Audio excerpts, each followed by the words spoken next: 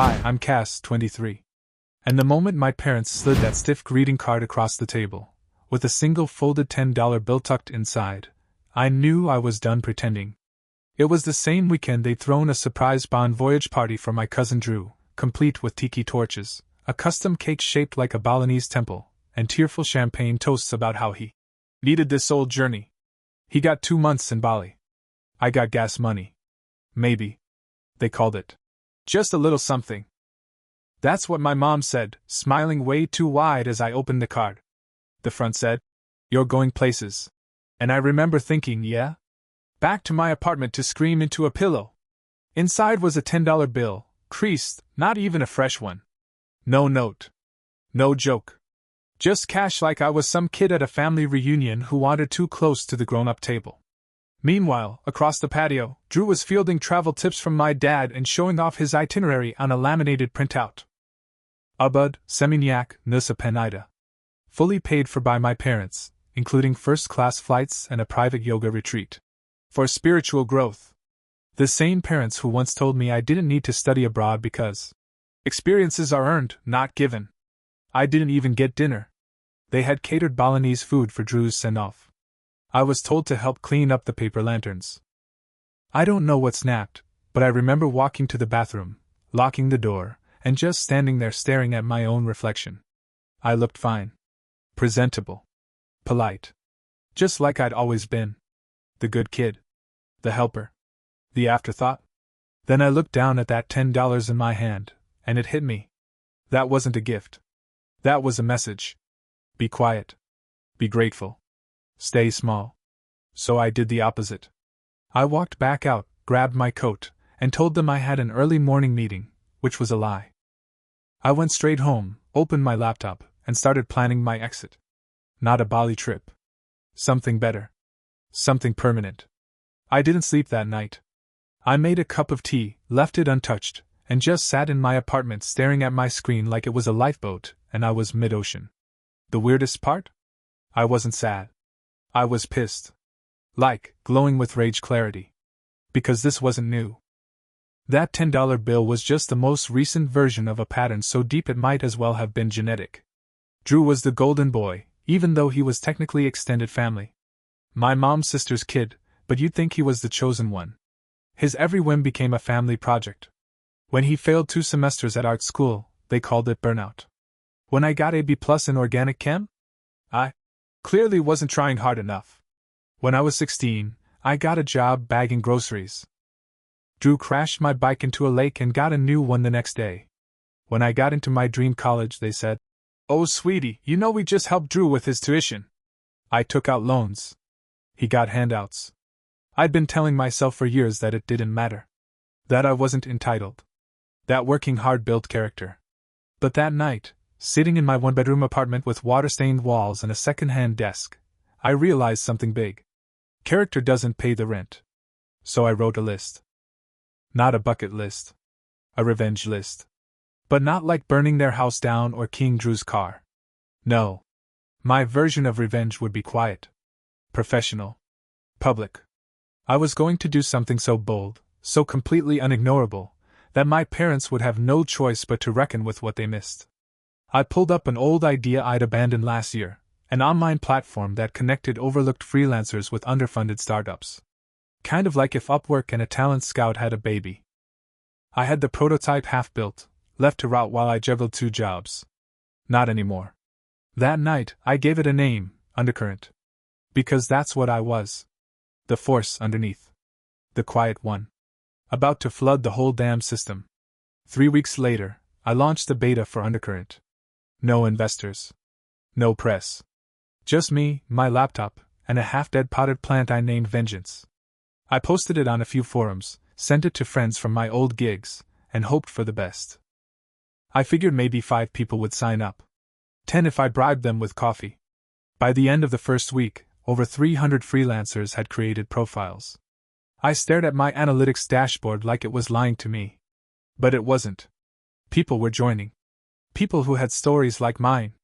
Ghostwriters, junior devs, transcribers, translators, artists, all of them fed up with being told to be grateful for table scraps. I read their bios like scripture. And then came the emails. One from a founder in Chicago. This is the first time I've hired a designer who actually got it. You're solving something real. Another from a content writer in Lagos. No platform ever treated me like a professional until this. I wasn't sleeping much, but I didn't care. I lived off instant noodles and validation. And coffee. So much coffee. I even started recording late-night update logs, just for myself, rambling monologues where I'd talk about bugs, fixes, and all the little wins. Like when a dev team in Berlin sent me a $50 tip with the note, "Thanks for seeing us." Then Drew called. I hadn't spoken to him since the party. I almost didn't pick up, but morbid curiosity got the better of me. "Hey Cass," he said like nothing had happened. "I'm still in Bali. My retreat got extended. But I saw your name come up in a Slack channel I'm in. Something called Undercurrent?" I said nothing. "You built that? That's wild. People are loving it." My startup actually just signed up through our recruiter. Small world, huh? Small world. That phrase hit me in the gut. Because in their world, I was always the satellite. The helper. The good sport. But suddenly, my orbit had shifted. I wasn't circling anyone anymore. I had gravity of my own. I hung up without explaining. Not out of spite. Out of peace. For once, I didn't need his approval, or his shock. I had 300 reasons not to care. By month 2, Undercurrent hit 1,000 users. And that's when my parents found out. My mom called me one night, voice dripping with brittle sweetness. "Cass, honey. We saw that article in TechFinder. The platform, you made that? Why didn't you tell us?" I wanted to laugh. Or scream. Or maybe just hold the phone up to my ceiling fan and let it answer. But instead I just said, "Because last time I tried to tell you something important, you gave me $10 and asked me to stack chairs." She went quiet. Then, "Well, we didn't realize. We're proud of you." I wasn't ready to forgive her yet. But I was finally ready to be seen. The first time I saw my parents after the launch, it was at a family brunch my aunt threw. Just for fun. Which in our world meant, "We heard you're doing something we can't ignore anymore." I walked in late, on purpose, wearing jeans, a clean t-shirt, and the cheapest watch I owned. Not out of humility. Just to see how they'd react without the visual cues of success. My mom hugged me like I'd just come back from war. My dad gave me this awkward, proud dad handshake that turned into a half-hug halfway through, like he couldn't decide if I was still mad at him or not. Drew was there too. Tanned. Beaded bracelets. Still somehow smelling like lemongrass. He grinned, like we were co-founders in some family startup called Generational Favoritism Incorporated. "So," he said over his artisanal pancake stack. "Undercurrent. Kinda crazy, huh?" "I mean, I didn't know you were into tech stuff like that." I chewed my bite of fruit salad carefully before answering. "Yeah. You'd be amazed what people get into when they're not on a beach sipping dragon fruit smoothies." He laughed. I didn't. He blinked. My mom cleared her throat. "Cass, we were thinking," she began, all breathy and bright. "Now that you've built something so successful, maybe you could help Drew with his startup idea. You know, just mentor him a little." I stared at her. Actually stared. Like I was trying to see the wires in the simulation. "Wait," I said. "You want me to help him?" My dad nodded like this was the most logical progression in the universe. "Well, you've already proven yourself, and Drew's still figuring things out. It would mean a lot if you could just guide him a bit." I set my fork down. Very gently. I built Undercurrent in my one-bedroom apartment, on Wi-Fi that cut out if I moved the microwave. I funded it with freelance checks and anxiety. I worked weekends and slept on the couch so I wouldn't get too comfortable in bed. "And you want me to, what? Be his tech fairy godmother?" My aunt looked scandalized. Drew shifted in his chair, finally realizing this wasn't going to end in a LinkedIn endorsement. "I didn't mean..." My mom started. "I know exactly what you meant." I cut in. "You're still writing the same script. Drew's the star. I'm the crew." There was a long, syrupy silence. Then I stood up, pulled the $10 bill out of my wallet, and placed it on the table. "Here," I said. "He'll need it more than me." And then I left. Again. But this time, I didn't walk out into silence. I walked out with the whole room staring after me, stunned. And honestly, it felt like a standing ovation. That brunch was the last time I saw my family for almost 5 months. Not because I disappeared again. This time, they didn't reach out. No calls. No texts. Just silence and awkward echo chambers. I think I shattered the family illusion too loudly for them to rebuild it that quickly. But I wasn't lonely. Undercurrent was booming. We landed a partnership with a mid-sized Canadian tech incubator that gave us server space, advisory backing, and a ridiculous coffee budget. I brought on my first hire, a UX designer named May who redesigned the whole interface in a week and made it feel like you were walking into a velvet co-working space. Freelancers loved it. Clients loved it more. And then the email came. Subject: Keynote Opportunity, Women in Tech Rising Stars Panel. I thought it was spam. I almost deleted it. But it was real. A legit invite to speak at a national tech conference in D.C., travel covered. Full badge access. A 20-minute keynote spot. I reread it 3 times before I let myself breathe. The day I flew out, I passed a framed family photo on my bookshelf, Thanksgiving, for years ago, when I was still useful for carving the turkey and being quiet. I turned it face down before I left. The panel was surreal. I stood backstage with 4 other women who looked like they owned the world. And then there was me, thrift store boots, second-hand blazer, imposter syndrome bubbling like a science fair volcano. But then I stepped onto the stage. And the weirdest thing happened. I didn't feel small. I felt undeniable. I told my story, no tears, no tragic piano music, just facts. $10 in a card. A lifetime of being passed over. A project built out of spite and Red Bull that became a platform now helping thousands. I ended with this. If they don't see your worth, build something they can't ignore. That's what Undercurrent is. A reminder that the ones they overlook are often the ones who change everything. The applause was loud. Louder than I expected. Maybe louder than I'd ever heard in my life. Backstage, I checked my phone. 2 missed calls from my mom. 1 text from my dad. We saw your speech. You were incredible. We're proud of you. Can we talk? I stared at the screen for a long time.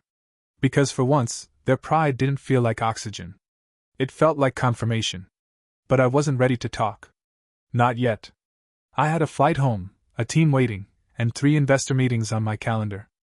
And for the first time in my life, they were the ones hoping I'd call. I didn't reply to their messages. Not out of anger, okay, maybe a little out of anger, but mostly because I didn't want my momentum tangled up in old dynamics. Instead, I focused. Undercurrent crossed 10,000 users by spring. We onboard companies in 5 different countries. 1 VC firm tried to buy us out for $2. $5 million. I said no without blinking. I didn't build this to sell it. I built it so no one like me would ever have to feel small again. That month, I upgraded our office. No more co-working cubicles and IKEA chairs with mystery stains. We moved into a clean, minimalist space with plants we actually watered and a fridge that wasn't just seltzer and string cheese. May brought in a couch. I brought in Vengeance, the plant. Still alive. Thriving, actually. Then one day, out of nowhere, a bouquet of lilies showed up at the office with a note. We're sorry. We really are. Please come to dinner. Just us. No speeches. Just family. Love, Mom and Dad. I left the flowers on the table for 2 days before replying. Fine. Dinner. 1 hour. No guilt. No lectures. No Drew. They agreed. When I pulled into their driveway, nothing had changed. Same hedge line. Same porch light. But I swear the air felt less smug. Or maybe that was just me, walking in with my head up for once. They had set the table like it was Thanksgiving, cloth napkins, real silverware, 1 too many candles. My mom greeted me like she was afraid I'd vanish again. My dad tried to play it cool, but his eyes were red-rimmed, like he hadn't slept. Dinner started awkward. Too many pauses. Everyone chewing like the food might explode. Then, halfway through the meal, my dad cleared his throat. We messed up, he said. No preamble. Just that. I froze. My mom nodded. We didn't see how much we were hurting you. We were just trying to support who we thought needed it. You mean Drew? I said flat. She winced. Yes. Him. But also, we assumed you were fine. You were always so independent. I wasn't fine, I said. I was surviving. Dad leaned in. We're proud of what you've built. Not just because it's successful, but because it's yours. And because, honestly, you did it without us. And that hurts because we weren't there. But you didn't owe us that. We owe you. I stared at him, waiting for the catch. There wasn't one. It wasn't perfect. But it was real. I didn't hug them. Not yet. But I stayed the full hour. Ate 2 helpings of mashed potatoes. Talked about my next funding round and our expansion into Asia. And when I left, my mom slipped something into my hand. A folded card. My stomach dropped. But when I opened it in the car, it wasn't a $10 bill. It was a handwritten note. Just one line. We see you now. And for the first time in a long time, I believed her. Exactly 1 year after the card, the one with the folded $10 and the forced smile, I stood on the main stage at the Global Innovation Summit in New York City, under a spotlight that made my teeth feel too big and my heart beat like a war drum. Please welcome to the stage, the founder and CEO of Undercurrent, Cass Linton, disruptor, builder, and one of the loudest voices for equity in tech freelancing. I walked out to applause. Not polite clapping. Not, we're waiting for the real speaker. Applause. Real applause. Heavy, honest, rising from the ground up. I took a breath. And I started with the truth. A year ago, my cousin got a luxury retreat to Bali. And I got $10 folded in a card. That was the night I stopped waiting for recognition and started building something no one could ignore. Silence. The good kind. I told them everything. The overlooked birthdays. The school awards no one showed up for. The pattern. The silence. The way you can be the reliable one and still be invisible. Then I showed them what Undercurrent had become. 30,000 freelancers. 7 countries. Thousands of successful contracts. A platform built by the ignored for the ignored. I didn't create this company because I wanted revenge. I created it because I was tired of pretending I was fine with scraps. I built a system that says, you're seen. You're worth it. You don't have to prove it again and again to get a seat at the table. Standing ovation. Like full crowd on their feet, tech bros wiping their eyes, founders cheering. Somewhere out there, I imagine my younger self, sitting in her dark little apartment, heating old noodles and refreshing job boards, watching all this from a distance and whispering. We made it. Backstage, I finally checked my phone. 9 missed calls from my mom. 3 from my dad. 1 text from Drew. Mom. We watched the live stream. Dad cried. Real tears. Like the full sob kind. Dad. You were incredible. Cass, we're proud of you. We always should have been. Can we please talk? Drew. Okay. You win. You're the real deal. Bali feels like a joke now. I'm proud of you, cuz. I stared at the screen. Not to gloat. To feel. Because for the first time, I didn't need those words. But hearing them? It didn't hurt either. That night, back in my new apartment, top floor, big windows, hardwood floors so shiny I still tiptoed on them like I didn't belong, I made myself a drink and walked over to the corkboard in my office. There, pinned neatly in the center, was the card. The card. You're going places. Inside, a lonely $10 bill. I had kept it. Not out of spite. Not out of sentimentality. But as a marker. That card was my turning point. It didn't buy coffee. It bought clarity. It told me exactly where I stood in their story. So I started writing my own. Below it, I pinned a printout of the Forbes article that dropped last week. The startup that's making freelancers impossible to ignore. And beside that, a photo of my team. Our new office. Everyone mid-laugh, eating pizza, sitting on real chairs we paid for with real revenue. No one asking if we were still figuring things out. We weren't. The next morning, I got a calendar invite from my parents.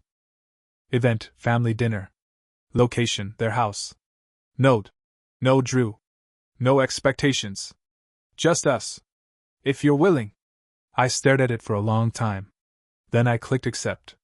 When I arrived, the porch light was on, the hedges were trimmed, and the walkway pressure washed like they were staging a photo shoot. But I didn't feel small. I didn't feel like a kid returning for approval. I walked in as myself. Dinner was weird. In the way first reconciliations always are. My mom made her famous garlic roast. My dad pulled out the linen napkins. They asked about my work, my clients, my next move. And then, just as we were finishing dessert, my dad set down his fork, cleared his throat, and looked straight at me. We messed up. We treated your strength like proof you didn't need anything. And we gave everything to someone who needed less, just because he asked louder. That wasn't fair. And it wasn't love. It was laziness dressed up as parenting. My mom reached over and squeezed his hand. Her eyes were glossy. We see you now, Cass? Really see you. I let it sit there in the air. Then I said, I don't need you to undo the past. But if you mean that, then we can start here. We didn't toast. No grand declarations. But we cleared the table together. And no one criticized how I loaded the dishwasher. Progress. Later that night, I opened my laptop, checked our latest dashboard, and saw a new user from Cape Town post this. Just signed my first real contract thanks to Undercurrent. First time I've been paid what I'm worth. Bless you. I smiled. Not because it proved anything, but because it mattered. And when people ask me now, how did I get here? How did I build a company out of hurt and hunger? I say this. They gave me $10. I gave myself a future. And it was worth everything.